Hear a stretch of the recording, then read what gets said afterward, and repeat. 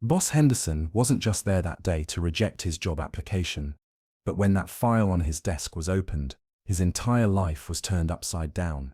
The man's name was Michael Torres, a 38-year-old former Marine. He had served 2 tours in Afghanistan, earned a Purple Heart, and was now trying to adjust to civilian life in Denver.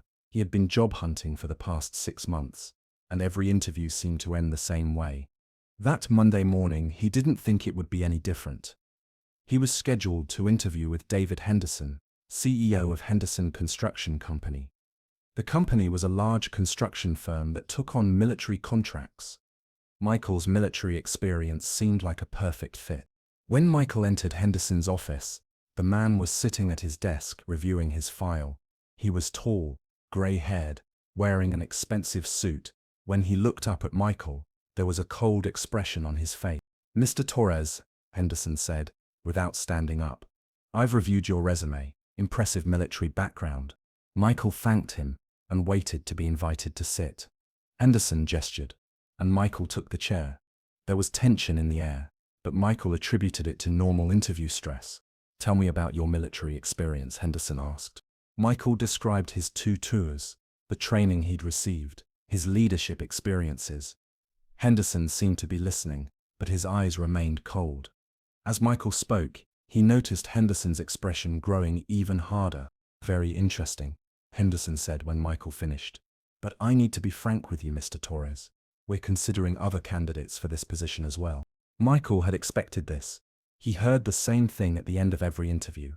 Henderson leaned forward and clasped his hands together.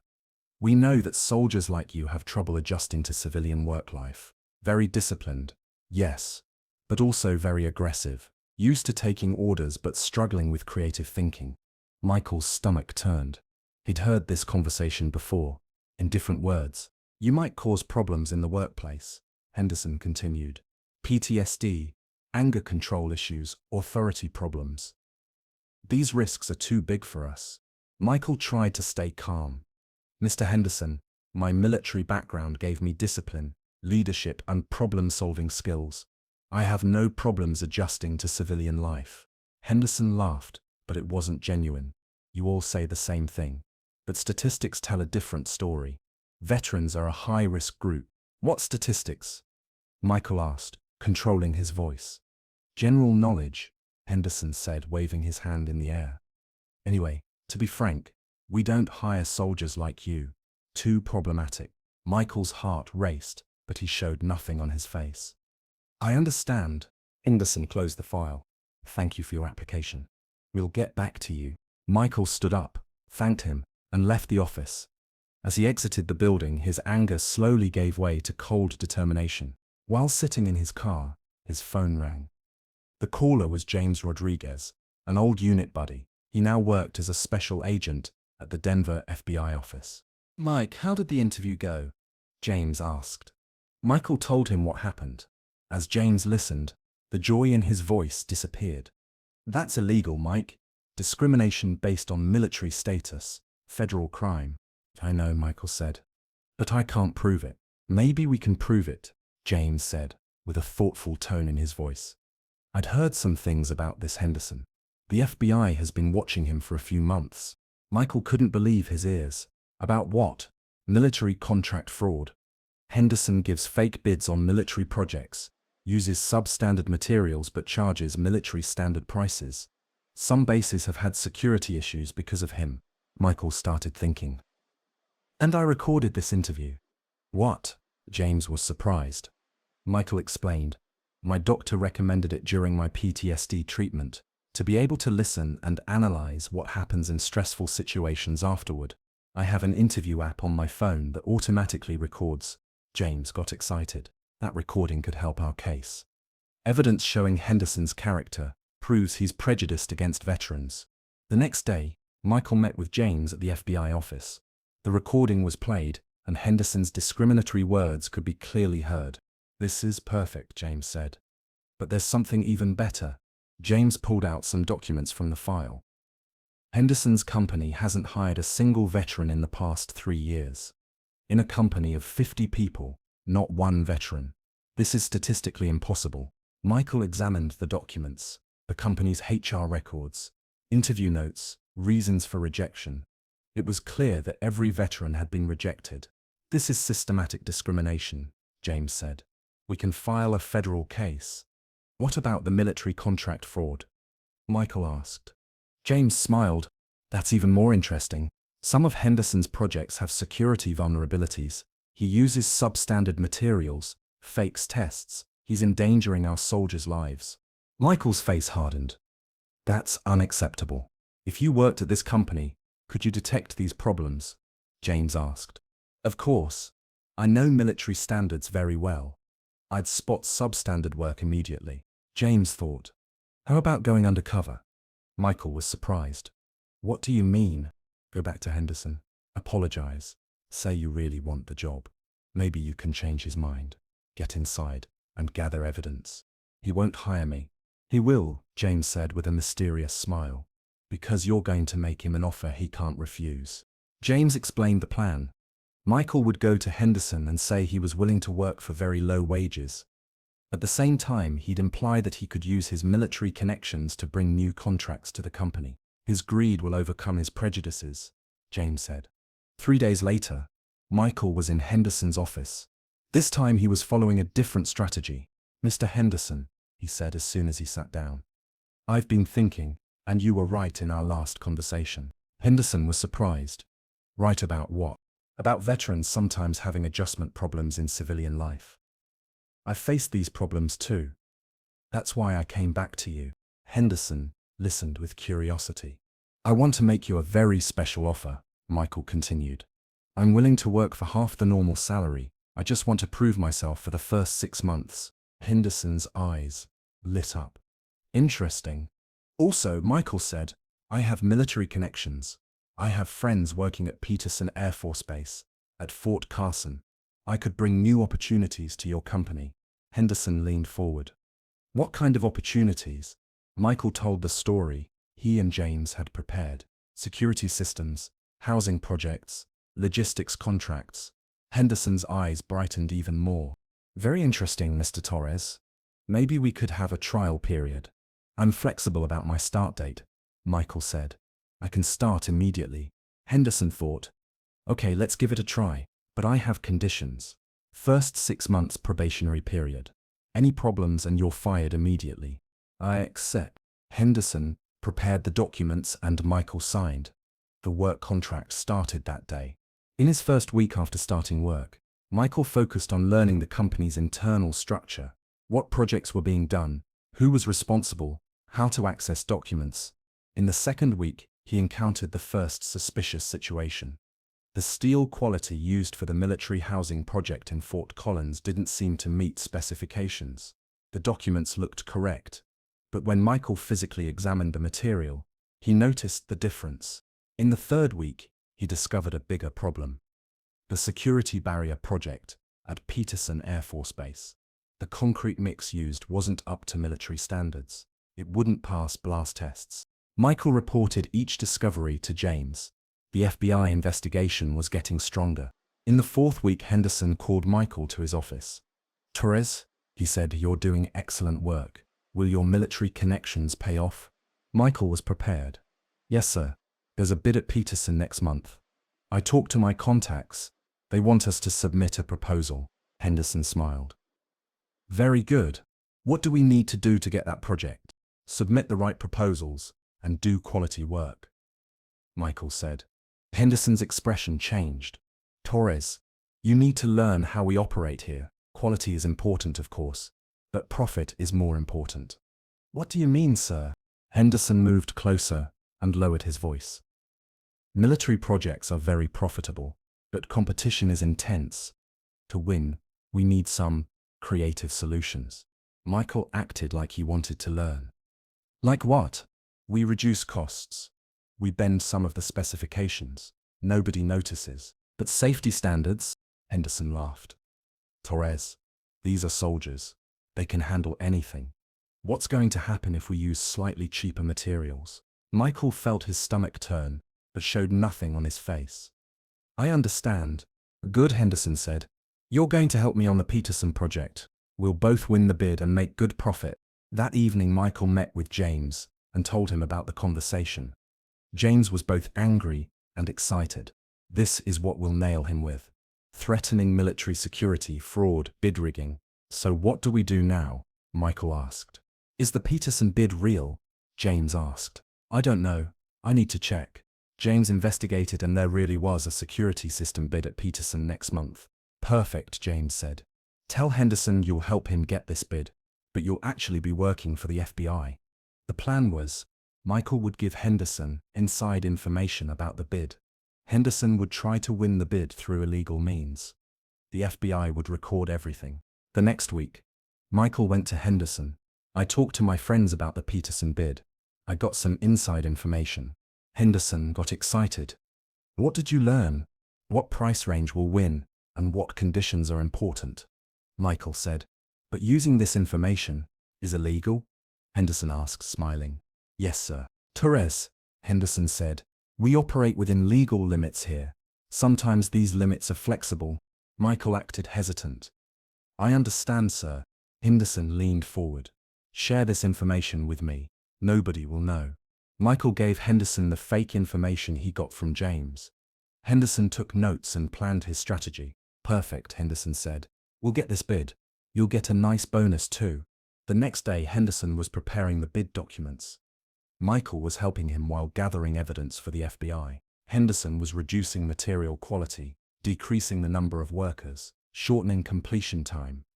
On paper, everything looked compliant. But in reality, safety standards were being violated. How are we going to do this so cheaply? Michael asked. We'll use Chinese steel, fake the tests, manipulate the documents. Henderson said casually. Michael recorded everything. Bid day arrived. Henderson looked very confident. We got this job, Torres. Thanks to you. But around noon, Henderson's expression changed. His assistant came running. Sir, FBI is in the building. They want to talk to you. Henderson's face went white. Michael also acted surprised. 2 FBI agents entered the office. James wasn't among them, so their relationship wouldn't be discovered. Mr. Henderson, one of the agents said, we need to talk to you about military contract fraud. Henderson couldn't speak. Also, there are complaints about workplace discrimination, the agent continued. Henderson looked at Michael suspiciously. Michael acted surprised. We need to confiscate your computer and files, the agent said. That day, Henderson was taken into custody. Files at the company were examined, and years of fraud were revealed. Michael also gave testimony as a witness. They revealed that his undercover mission was over. After weeks of investigation, Henderson and several employees were found guilty. Military fraud, bid rigging, workplace discrimination. When the court day arrived, Michael was at the witness stand. Henderson was shocked when he saw him. That's my former employee, Henderson told his lawyer. He gave me information, but when FBI agents played Henderson's own illegal plans from his mouth, his defense collapsed. At the end of the trial, Henderson received an 8-year prison sentence. His company was shut down, and millions of dollars in compensation were paid. As Michael left the courthouse, Henderson looked at him. Why? He asked. Michael stopped and turned to him. Because I'm not like you said. I'm not a problematic veteran. I'm a soldier who protects my country and my brothers. A few months later, Michael found a new job. This time at a company larger and more prestigious than Henderson Construction. His military experience was seen as an advantage. On his first day, the CEO told him, "We have special respect for veterans at this company. Thank you for your service to your country." Michael smiled. Sometimes justice really did triumph. In the evening, he had a celebration dinner with James. "How do you feel?" James asked. "Good," Michael said. "But the most important thing is that this case has benefited other veterans too," James confirmed. As a result of the case the FBI opened, many companies have reviewed their veteran hiring policies. "You made a difference," Michael raised his glass. "To brotherhood." "To brotherhood," James replied. They both knew that the most valuable part of being a soldier was that service never ended.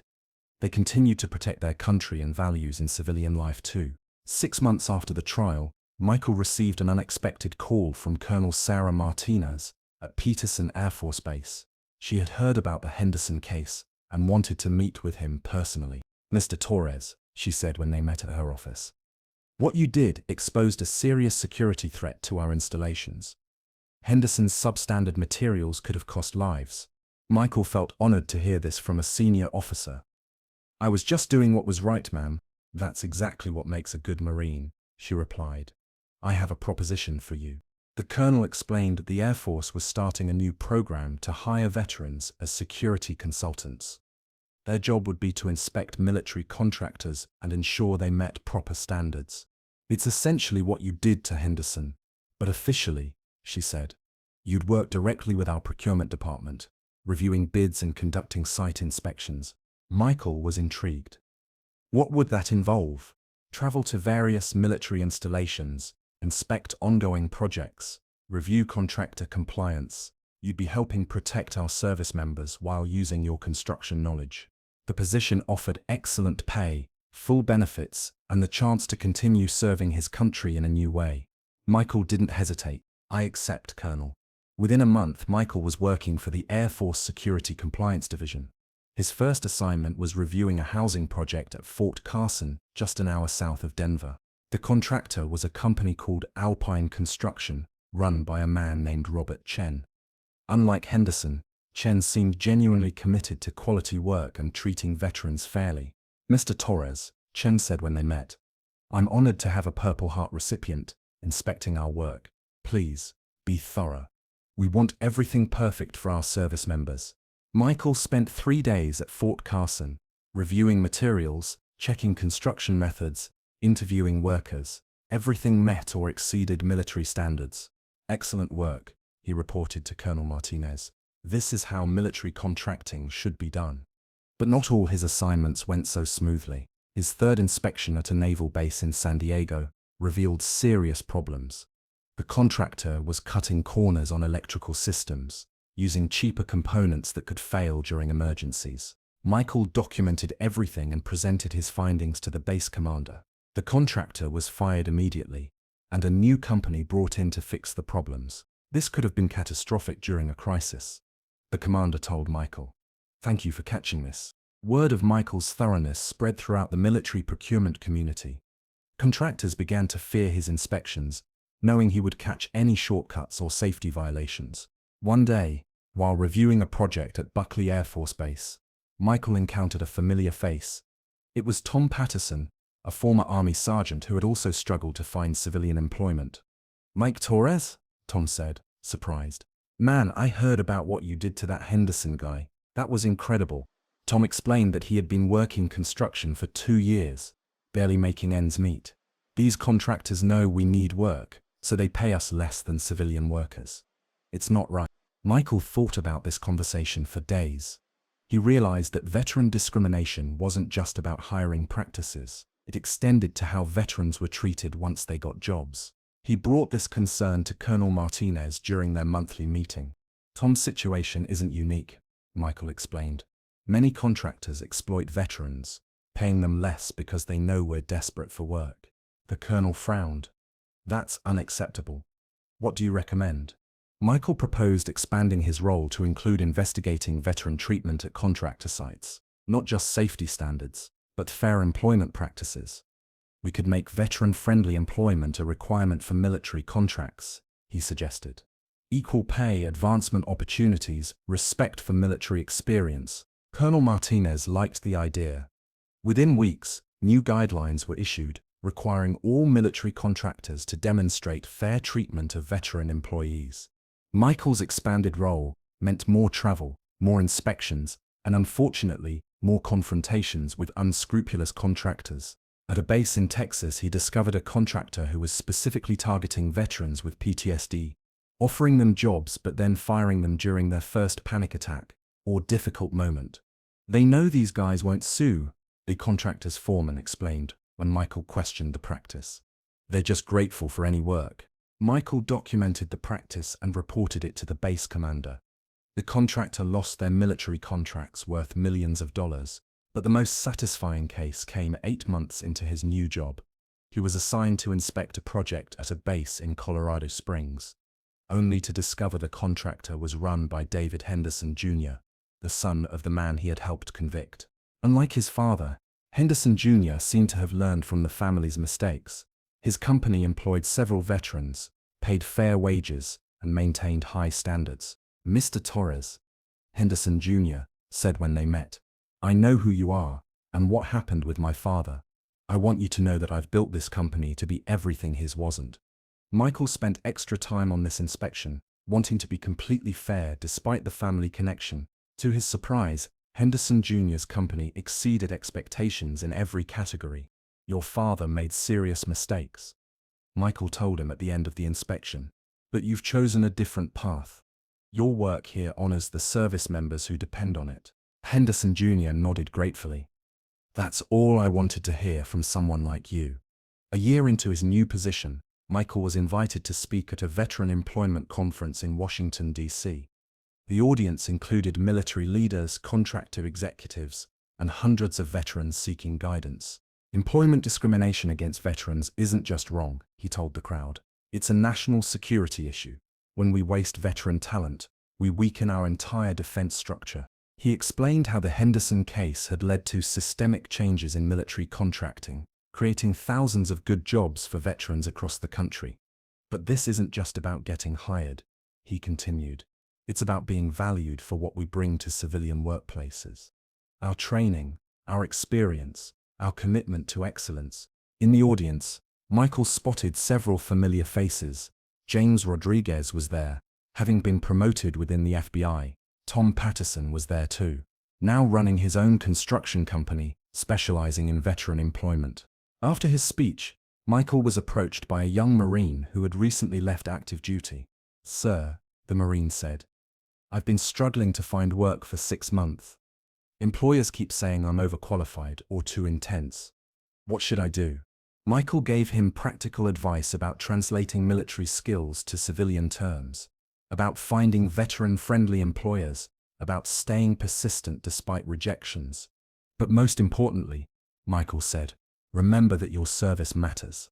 Don't let anyone convince you that being a veteran is a disadvantage. It's your greatest strength."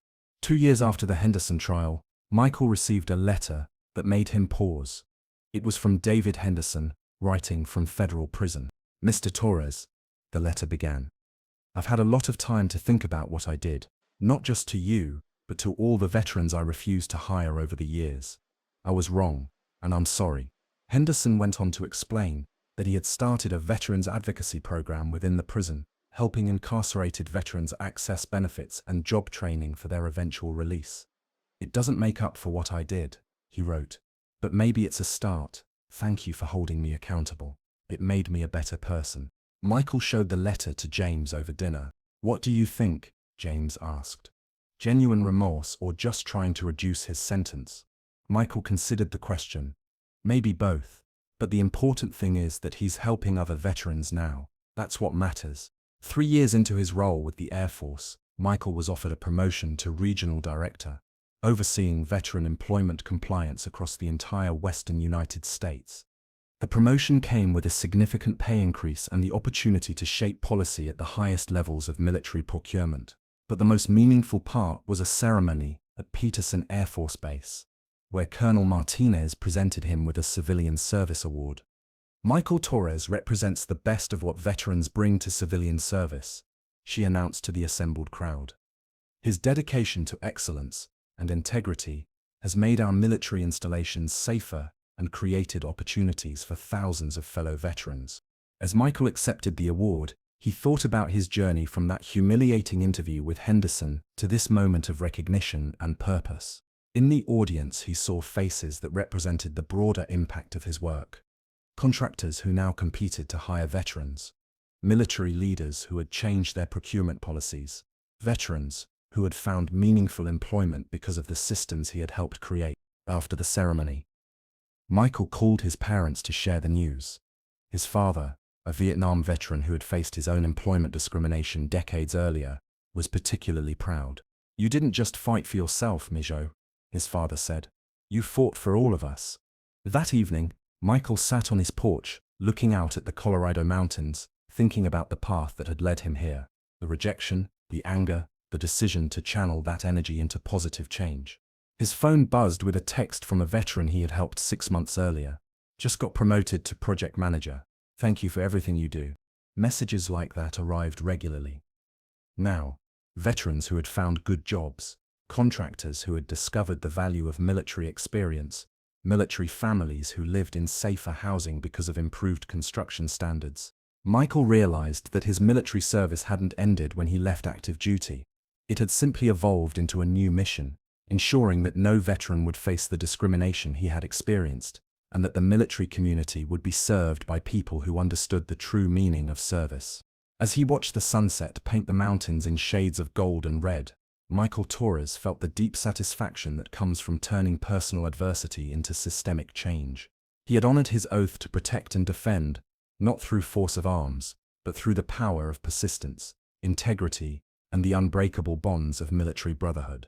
The war against discrimination wasn't over, but he had won an important battle, and he would continue fighting, one inspection at a time, one veteran at a time, until the promise of equal opportunity became a reality for all who had served.